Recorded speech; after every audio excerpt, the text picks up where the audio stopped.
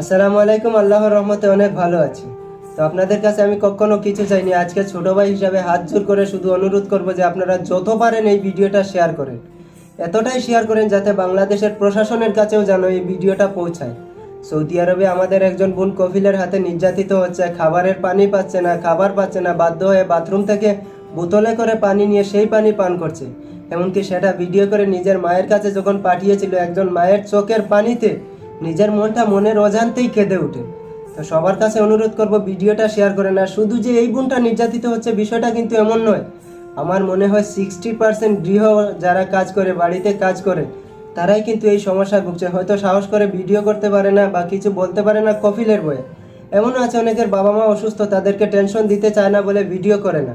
তাই সবাইকে বলবো সবাই বেশি বেশি করে ভিডিওটা শেয়ার করেন আর প্রতিবাদ করেন। ভাই, আজকে যদি আপনি একটা কথা বলেন, ওই কথার ফলটা আপনি পাবেন। আজকে যে এই মেয়েটার সাথে এমন হচ্ছে বিষয়টা কিন্তু এমন নয়, কালকে যদি পরিস্থিতির শিকার হয়ে আপনার বোনও প্রবাসে যায়, তার সাথেও এমন হবে, এটা গ্যারান্টি দিয়ে বলতে পারি। আর বাংলাদেশের প্রশাসনের দৃষ্টি আকর্ষণ করে বলি যে আমরা কিছু করতে পারবো না, কেননা আমরা দেশে থাকতে ছিলাম রাজা, এখন আমরা অন্য একটা শহরের ভিখারি হয়ে গেছি। আপনারা ক্ষমতাশীল, আপনারা চাইলে অনেক কিছু করতে পারেন। আমাদের বোনদেরকে বাঁচান, আপনারা আমাদের বোনদেরকে এমন নির্যাতনের হাত থেকে, নির্যাতনের শিকার হওয়া থেকে বাঁচান। আপনারা চাইলে পারবেন, আমরা শুধু কথা বলতে পারি, এছাড়া আর কিচ্ছু করতে পারবো না। কিচ্ছু নেই আমাদের হাতে ক্ষমতা নেই। বাংলাদেশের যারা ক্ষমতা আছেন, যে যেভাবে পারেন আমাদের বোনগুলাকে বাঁচান, শুধু এই অনুরোধটা করব।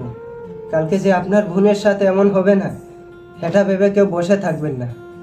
ধন্যবাদ। আমার অনেক অত্যাচার করতেছে এরা, অনেক মাইর করে এরা, আমাদের সাউন্ড দেয় না ঠিক মতো নয়, আমাদের বিষয়ের কথা কয়ে, মাদ্রাসার বিষয়ের কথা কয়ে হাউসে দিচ্ছে আমাদের অফিসে নিয়ে ওরা মারধর করছে। ওরা বাংলাদেশ থেকে কি যেন বলছে, এর জন্য ওরা অনেক মারধর করছে এখানে।